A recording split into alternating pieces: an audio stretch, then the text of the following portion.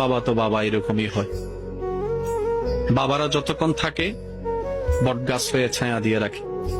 আজকে একটা কথা মনে রাখবেন, আবদার করে বলে যায় আপনাদেরকে, বাবা, বড় ভাই, স্বামী আল্লাহর দেওয়া এক একটা নিয়ামতময় অভিভাবক।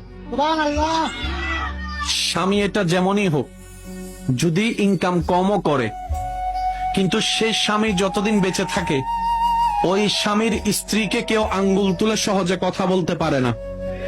বাবার ইনকাম কম থাকলেও ওই বাবা যতদিন বেঁচে থাকে সন্তানদেরকে কেউ আঙ্গুল তুলে কথা বলতে পারে না। কিন্তু যখন এই মাথার উপর থেকে বাবার ছায়া চলে যায়, যখন এই মাথার উপর থেকে আমার বোনের স্বামীর ছায়া চলে যায়, এই সমাজের যে বলতে পারে না সে মানুষও আঙ্গুল দেখাই দেখাই কথা বলে। সেজন্য মনে রাখবেন, বাবারা বড় নিয়ামত।